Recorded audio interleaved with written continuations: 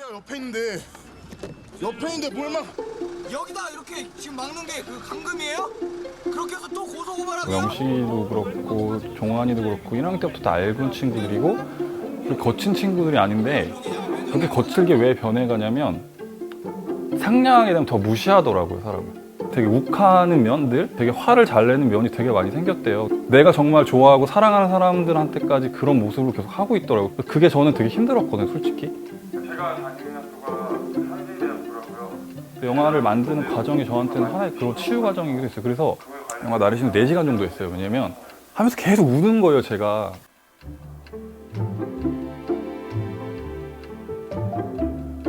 내가 지금 다니고 있는 한진대학교는 과거 학교를 운영하던 재단이 저지른 수많은 비리로 인해 학교요?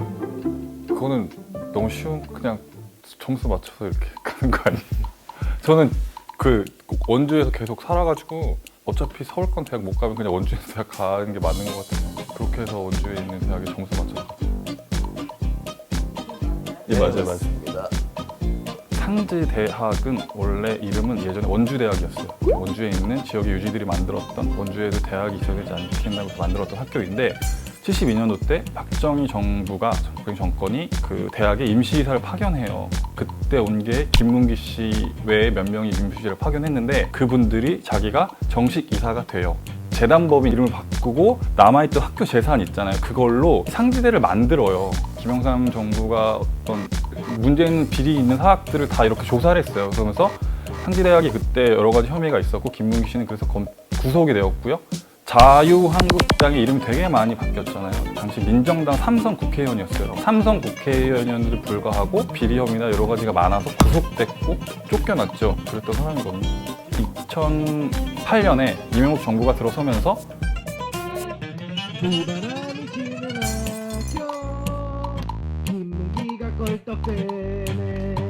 학교를 개인의 근거로 생각하고 교육기관의 운영자로서 자격이 전혀 없는 것으로 판명된 저희가 있을게요. 선생님 나가세요. 제발 나가세요.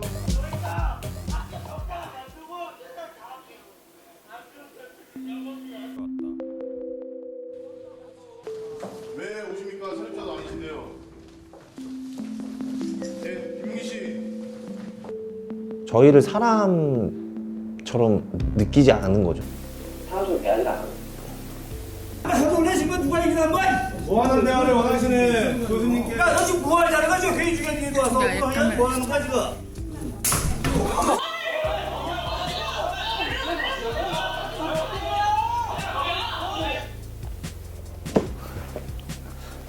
전에요.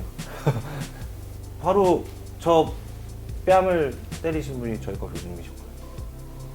바로 저를 보자마자 저랑 그냥 이렇게 눈이 마주쳤는데 아무 말도 없이 저 행동을 하신 거예요. 뭐지? 왜 갑자기 때렸지? 나를 왜 때린 걸까? 이 생각이 제일 컸죠. 그 명식이가 함께했던 부총학생회장 준성이가 이렇게 어떤 교수님한테 왜 이러시냐고 막 하니까 나이가 되게 많으신 교수님 김문기 씨가 나를 교수로 채용했다 예전에 과거에. 그래서 나는 그렇게 처자식도 다 먹여 살리고 할 수 있었기 때문에 김문기님한테 고마운 면이 되게 많다. 근데 그것도 일견 이해는 되죠. 왜냐면 자기를 교수로 채용해줬고 그렇게 했으니까. 근데 되게 그냥 위에서 시켰던 것들을 해서 열심히 했다고 자기들은 변명하잖아요. 저는 근데 그런 맥락을 되게 많이 학교 다니면서 봤거든요. 저한테 친절했던 분들이 갑자기 이 사람이 인사를 받아주지 않고 제 눈을 피하기 시작하고 그리고 그런 상황들을 겪으면서 그러니까 저도 되게 인간에 대한 고민들을 끊임없이 계속했던 것 같아요. 총학생회장이 되고 나서 3월 달에 김무기 씨 둘째 아들이 상지학원 이사장이 돼버렸고 4월 달에 세월호가 이제 진도 앞바다에서 그런 일이 있었고 그다음에 8월 달에 김문기 씨가 총장이 그게 좀 이제 버릇이 돼버린 건지 모르겠는데 조용하면 뭔가 불안해요. 아, 뭔가 어디서는 잘못돼가고 있을 텐데 왜 이게 조용히 계속 가만히 있지? 솔직히 더 심한 학교가 있을 수 있다고 보거든요. 근데 그것들에 대해서 구성원들이 문제 제기했기 때문에 더 이렇게 드러났고 사립학교의 구조상 대한민국의 많은 사학들이 정말 비리와 문제, 전행들이 되게 많을 것 같아요. 학교가 D등급 부실대 판정이 받으면서 뭐 여러 가지 문제점이 있었지만 학생들한테 가장 왔던 건 국가장학금이 안 나오고요. 학자금 대출을 못 받는 상황이 된 거예요. 왜냐면 되게 황당한 경우인데 학교 운영자가 잘못을 해서 부실대학이 판정을 받았는데 그 모든 피해는 학생들한테 돌아가는 상황이 된 거예요. 근데 국가장학금이란 건 학교를 다니는 학생들에게 국가에서 굉장히 많은 부분의 장학금을 지원하는 제도이거든요. 국가의 세금이잖아요. 그리고 학생들이 내는 등록금을 가지고만 학교를 운영하는 게 아니라 여러 가지 공적 자원들이 다 투자되는 상황에서 운영되고, 그리고 2015년에 부실대학이 상지대가 되면서 그런 국가의 재정을 지원할 수 있는 게 막혀버린 거예요. 13년에 김문기 씨 외에 몇 명들이 사립학교의 이해관계자들이 사립학교는 개인의 재산이고 막 이런 거라고 헌법소원을 걸었는데, 그 판결이 뭐냐면 사립학교는 공공의 영역이다. 그러니까 공익적인 목적으로 운영되고 공익적으로 해야 되고 개인의 재산으로 볼 수 없다는 판결이 있고, 대학 이외에 초중학교, 중학교, 고등학교에 사립학교 교원들의 인건비 다 누가 내요? 국가에서 내잖아요. 나중에 그분들이 퇴직하고 연금을 받아요. 근데 그 연금의 부족 부분은 국가 재원으로 다 투여돼서 하거든요. 왜 그럴까요, 그러면? 말했듯이 국가도 그걸 알아요. 공익적인 성격으로 할 수밖에 없고, 이번에 사립학교 관련된 뭐 총장, 모 대학 총장의 표창장 문제를 보면서 제가 되게 관심 있어 봤던 건, 그분이 총장을 20년 넘게 하셨고요. 대구 경북의 어느 학교는 30년, 거의 40년 가까이 총장을 하셨거든요.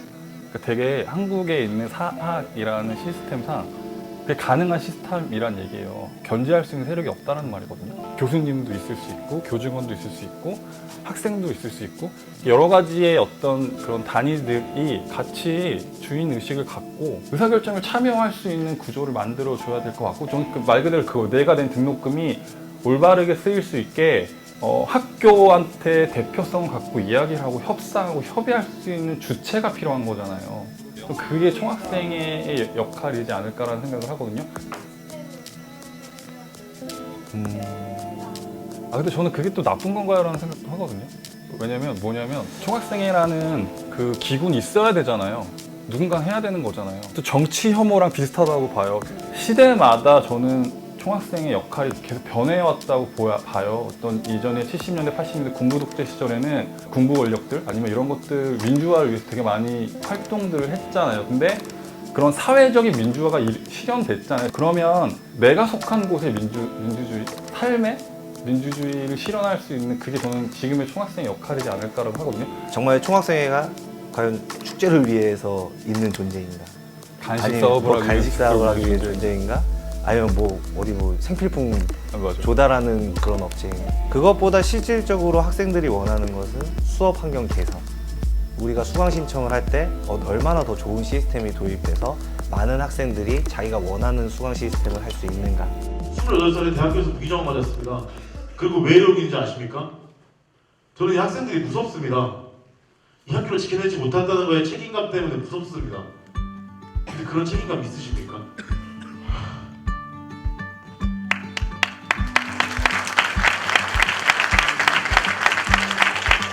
상임이사가 김문기 씨 장남, 김일남 씨는 김문기 씨 부인의 조카, 김봉기 씨는 육촌 동생, 권영성 씨는 외가 친척, 김길남 씨는 김문기의 차남.